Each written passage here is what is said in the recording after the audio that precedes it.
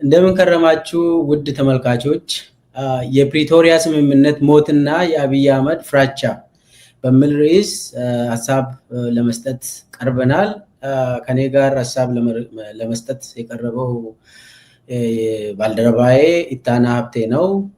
እኔ ምልኬሳ ነኝ። ኢታና እንደምን አለ? እንደምን ምልኬሳ፣ እንኳን ተገናኘን። አመሰግናለሁ። እንግዲህ ሰሞኑን የምንሰማው ከአብይ አንደበትም በተለያየ ቦታ በአደባባይ በፓርላማ ላይ የፕሪቶሪያ ስምምነት ግብዓተ መሬቱን አውጇል። አብይ ሞቷል ብሎ አውጇል። ይሄ ማንም ሰው የሚከራከር ሰው የለም።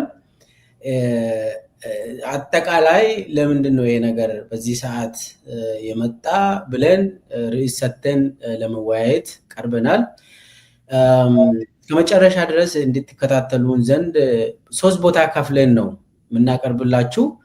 በመጀመሪያ ደረጃ የፕሪቶሪያ ስምምነት እንዴትና ለምን ሞተ ብለን እንጠይቃለን። ያው በመሰረቱም ወደ ፕሪቶሪያ ስምምነት ያመሩ ጉዳዮችን ለመዳሰስ እንሞክራለን። በሁለተኛ ደረጃ ደግሞ ይሄ የፕሪቶሪያ ስምምነት ሞቱ መታወጁ አንድምታው በኢትዮጵያ ምንድን ነው? ዛሬ ላይ አብይ አህመድ በአደባባይ ፕሪቶሪያ የለም ብሎ ማወጁ ምንድን ነው? ምን ማለት ነው ብለን እንጠይቃለን። በመጨረሻ ላይ ደግሞ የአብይ አህመድ የጦርነት ድባብ አጠቃላይ እና ወቅታዊ ፍራቻዎች ውስጥ ምንድናቸው ብለን የተወሰኑ ጥያቄዎችን ጠይቀን እንመልሳለን። እስከ መጨረሻ ድረስ ተከታተሉን ግብዣችን ነው። እንግዲህ ወደ መጀመሪያ ክፍሉ እንሂድና የፕሪቶሪያ ስምምነት እንዴት እና ለምን ሞተ ብለን እንጠይቃለን። እንግዲህ ይሄ አብይ አውጇል። ፕሪቶሪያ ስምምነት የለም።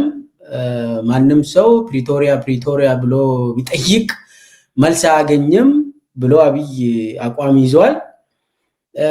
ግን ወደዛ ያው ሞቷል ወይ ፕሪቶሪያ አጠቃላይ ወድቋል ወይ ብለን ከመዳሰሳችን በፊት ወደ ፕሪቶሪያ ስምምነት ያመራ ሂደቶቹ ዋናው የትግራይ ጦርነት ምክንያቶቹ ምንድናቸው ብለን መጠየቅ ይኖርብናል። ለምንድን ነው ይሄ እልቂት የመጣ ጄኖሳይድ የተፈጸመበት በጣም ከ1 ሚሊዮን ህዝብ በላይ ያለቀበት የኢትዮጵያ ጦርነት ነው። ይህንን ሁሉ ለምንድን ነው ያየነው? ወደዚህ ያመራ ምንድን ነው ብለን ነው የምንጠይቀው። ከጅምሩ አብይ አህመድ ለምንድን ነው ትግራይ ላይ ጦርነት ያወጀው? ዋናው ተልዕኮ ጎሉ ምን ነበር? ያው አንዳንድ ሂደቶች አሉ፣ ግን ዋናው ጎሉ ምን ለማግኘት ነበር ወደ ትግራይ ያቀናው አብይ? እሱን መጠየቅ ግድላል። እሱን ስንጠይቅ እንግዲህ ያው አብይ ብልጽግና ፓርቲን ከመሰረተ በኋላ ሁሉንም ክልሎችን ለመቆጣጠር ሲያደርግ የነበረው ሁሉም ሰው የሚያስታውስ ነገር ነው። ነገር ግን ያው ህወሓት ራሴን ገድዬ ብልጽግና አልሆንም ብለው እምቢ ማለቱም እናስታውሳለን። ዋና የፖለቲካ ችግሮችን ብዙ አናነሳም። ነገር ግን ወደ ጦርነቱ ያመሩ አንዳንድ ነጥቦችን ማንሳት ይኖርብናል። ኢታና ወደ አንተ ልመልስና አብይ አህመድ ለምንድን ነው ትግራይን የወረረው እና ምን ተጠቅሞ ነው ወደ ትግራይ የሄደው? ያ እልቂት ሁሉ የመጣው መጨረሻ ላይም በውርደት ነው ከዛ የተመለሰው። ግን ለምንድን ነው ወደ ትግራይ የሄደው አብይ? በጣም ጥሩ። ከዚህ በፊት በስፋቱ ስንናገር የቆየን ጉዳይ ነው። ማስታወሱ ግን በጣም አስፈላጊ ነው። አሁን አንተ እንዳነሳኸው እንግዲህ ከትግራይ አስቀድመው አብይ ኦሮሚያ ላይ ጦርነት እንደከፈተ የሚታወቅ ነገር ነው። ምክንያቶቹ ተመሳሳይ ናቸው፣ ግን ትግራይን የሚለይ ጉዳይ ደግሞ አለ። አብይ ወደ ስልጣን ሲመጣ ህገ መንግስት የሚባል ነገር አይኖርም፣ ክልል የሚባል ነገር አይኖርም፣ የፌደራላዊ አወቃቀር የሚባል ነገር ጨርሶ አይኖርም። የሚኖረው ብልጽግና የሚባል እኔ ጠፍጥፌ የምሰራው የተላላኪዎች ቡድን እና የኔ መንግስት ብቻ ነው የሚኖረው። ሁሉም ሰው ለኔ በእንብርክክ እየሄደ እጅ መስጠት አለበት። በተለይ ደግሞ ማንነት ላይ ተመስርቶ የተቋቋመ ክልላዊ አስተዳደር ህልውናው እንዲከስም ይደረጋል በሚል ነው አብይ የመጣው። ሌሎቹ አብይ እንዳለው ተሰባብረው በእንብርክክ ሄደው ሁሉም የአብይ አሽከር ሆነዋል። ሁሉም ክልላዊ አስተዳደሮች አንተ የኦሮሚያ እንዴት እንደፈረሰ ከውስጥ ቁጭ ብለህ ያየኸው ጉዳይ ነው። ትግራይ ግን ራሱን የቻለ ከአብይ ቁጥጥር ውጪ የሆነ እጅ ስጥ ሲባል ደግሞ እጅ ስጥ ማለት ናና ብልጽግናን ተቀራቀል ሲባል እምቢ እንዳለ እና ዋናው ነገር ደግሞ ይሄ እንደሆነ አብይ ራሱ ተናግሯል። ብልጽግና ግባ ተብሎ እምቢ በማለቱ ነው ወደ ጦርነት የገባ ነው ብሏል። እንደዚህ ነው የተናገረው በግልጽ ማለት ነው። ስለዚህ አንደኛው ምክንያት ይሄ ነው ማለት ነው። የአብይ የግል የአንድ ሰው ያልተገደበ ስልጣን ለመፍጠር ሲባል ወደ ጦርነት የተገባው በሁሉም ደረጃ፣ በኦሮሚያ በሌሎቹም አካባቢዎች። በተለይ ደግሞ ለማንነታችን ክብር አለን፣ ለክልላዊ አስተዳደራችን ለራስ ገዝነታችን ክብር አለን፣ ለህገ መንግስቱም ደግሞ ክብር አለን የሚሉቱ ደግሞ እንዲወረሩ ነው የተደረገው። ኦሮሚያም የተወረረው ለዚህ ነው። የነለማ አስተዳደርም የፈረሰው ለዚህ ነው። ኦነግ ላይ ጦርነት ተከፍቶ ኦነግና ኦኤልኤ የተከፋፈሉት በዚህ ምክንያት ነው እና ኦሮሚያ የጦር ምድር የሆነው በዚህ ምክንያት። ነገር ግን የትግራይን የሚለይ ነገር አለ። አብይ በአፉ የተናገረው ትግራይን የሚለይ ነገር አለ። ይሄንን ከታዬ እንስማና ታዬ ራሱ እዚሁ ሆርን ኮንቨርሴሽን ላይ የነገረን ነገር ስላለ ትግራይን የሚለይ ነገር አለ ከሌሎቹ ክልሎች የሚል እሱ አቅርበዋል። እስኪ እንስማ ታዬ። ነገር እኛ ነን ያደረግነው አለ ሰውየው። ሁሉም በላይ ግን ይሄን ነገር እኛ ነን ያደረግነው አለ ሰውየው። እንዲመታ ሰሜን እዝ እኛ ነን በሴራ ያደረግነው። ያ ጦርነት ባይፈጠር የትግራይ ኮማንደሮችን እስከ 10 አለቃ ድረስ የነሱ ነው። የኛን ሰዎች ማስገባት አንችልም።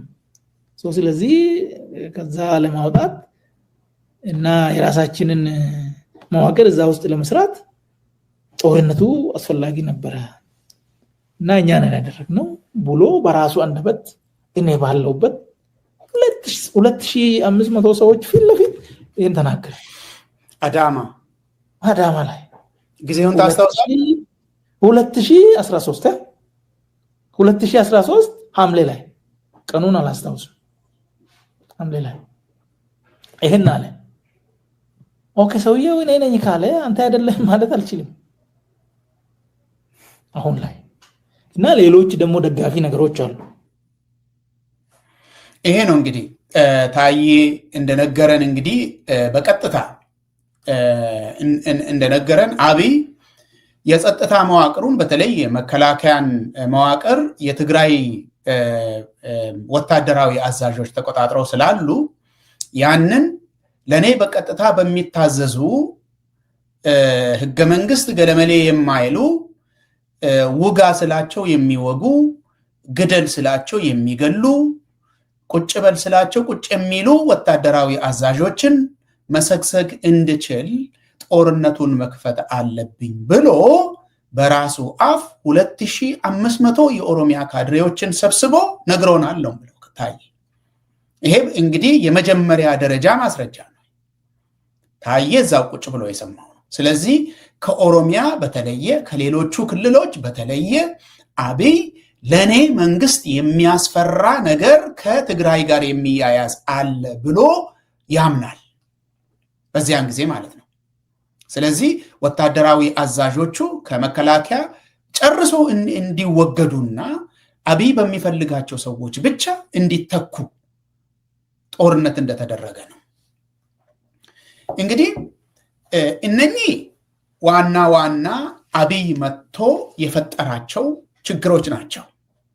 ከአብይ በፊት ችግር አልነበረም ለማለት አይደለም። አብይ ግን መጥቶ አገሪቷ ከደረሰችበት ቦታ ወደፊት ከማራመድ ፈንታ ወደ ጦርነት መግባት ነው የፈለገው። ስለዚህ ያ ሁሉ ሰው ከ1 ሚሊዮን ህዝብ በላይ የተፈጀው ጦርነት ተከፍቶ የተፈጀው ትግራይ ውስጥ የአብይን ወንበር ለማጽናት ነው። ምንም ሌላ አገራዊ ፋይዳ የለውም። የፌደራል አወቃቀርን ወይ ደግሞ የሀገሪቷን የታጠቀን ሰራዊት ወደ ትግራይ የሚልክ ምንም አይነት ነባራዊ ፖለቲካዊ ሁኔታ አልነበረም አገሪቷ ውስጥ። ይህንን የፈጠረው አብይ ነው እና ከዛ ውጪ ደግሞ ከኢትዮጵያ ውጪ የኤርትራ ጉዳይ ነበረ። እንደምናውቀው ኤርትራ ከደርግ ውድቀት ጊዜ ጀምሮ እየተንከባለለ እየተጎተተ የሚመጣ ከዛም በፊት ከህወሓት ጋር ያላቸው ግንኙነት እየጎተተ የሚመጣ የቂምና የቁርሾ ጉዳይ ነበረ። ያንን እናወራረዳለን፣ ሀብትም እንቀራመታለን በሚል እነሱም ጉድኝት ፈጥረዋል። የነሱ ጉዳይ ሌላ ነው ማለት ነው። እንግዲህ ኤርትራ ተጋብዘው ሱዳን ጭምር ድንበር እንዲዘጋ ጥያቄ ቀርቦለት መሬት ቆርሶ ተሰጥቶ ከሀገር የሶማሊያ ወታደሮች መጥተው ከሰማይና ከምድር ጦርነት ተከፍቶ ያ ሁሉ ሰው ያለቀው እንግዲህ የአብይን ወንበር ለማጽናት ነው ማለት ነው። አመሰግናለሁ። እኔም አንተ ያልከውን ሙሉ በሙሉ እቀበልና ተወሰኑ 1-2 ነጥቦችን ልጨምር። አብይ እንግዲህ ይሄ ጦርነት አስፈላጊ ነው ብሎ ከጅምሩ ከኤርትራ ጋር ሰላም የሚባለው የጦርነት ስምምነት አካሂዶ ኖቤልን ወስዶ የሰላም ኖቤልን ወስዶ ለዚህ ጦርነት ሲዘጋጅ እንደነበር ሁላችንም እናስታውሳለን። ከዛ የትግራይ ለምንድን ነው ለየት የምለው? አንተ እንዳልከው አንደኛ ቲፒኤልኤፍ መንግስት ነው፣ የመንግስት መዋቅርን የተቆጣጠረ ፓርቲ ስለሆነ ለየት ያደርገዋል። ሁለተኛ ያው መከላከያ ሰራዊት ውስጥ በአብዛኛው በአመራር ደረጃ የትግራይ ተወላጆች ስለነበሩ ያም ለየት ያደርገዋል። አንተ እንዳልከው ይህንን አብይ ብልጽግና ከመሰረተ በኋላ የራሱ አሳማዎችን ሁሉም ክልሎች ላይ ለመመደብ ህልም አለው። ኦሮሚያ ላይ ብዙ አሳማዎችን መድቧል። ከጅምሩ እነለማን እኔን ጨምሮ ከመታን በኋላ ኦሮሚያን የወረረው አሳማ ነው። አማራ ክልል አሳማዎችን መድቧል። ሌሎችም ክልሎች ላይ አሳማዎች አሉት። አብይ ዘራፊ ማለት ነው፣ የማይጠግብ ሌባ። ትግራይ ላይም የራሱ የሆነ አሳማን ለመመደብ ነው። ብልጽግና የሚባል እኮ የአሳማ ፓርቲ ነው እና ትግራይ ላይ አልቻለም። ለምን? ህወሓት ወይ ቲፒኤልኤፍ መንግስታዊ ፓርቲ መንግስትን ስለተቆጣጠረ መንግስት የያዘ ፓርቲ ስለሆነ ቀላል አይሆንለትም ለአብይ። እንደሌላው ክልል በቀላሉ ህዝቡን ለማንበርከክ አይችልም። ስለዚህ ዋናው የዚህ ጦርነት ዋናው መንስኤ የፖለቲካ ችግር ነው።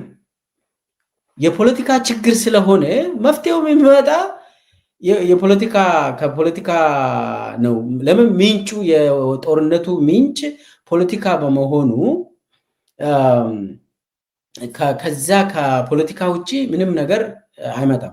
መከላከያን ያው ከታየ እንደሰማ ነው መከላከያን ያስመጣው ከጅምሩ ባይዘው አብይ ሲዘጋጅ ነበር። ይሄ መከላከያን እንዴት ነው እዚህ ሚዲያ ላይ ራሱ ስናቀርብ የቆየው ለምሳሌ መፈንቅለ መንግስት የሚባለው ለምን እንዳካሄደ አብይ አቅርበናል እዚሁ ሚዲያ ላይ ተመልካቾቻችን ወደ ኋላ ሄዶ ማየት ይችላሉ።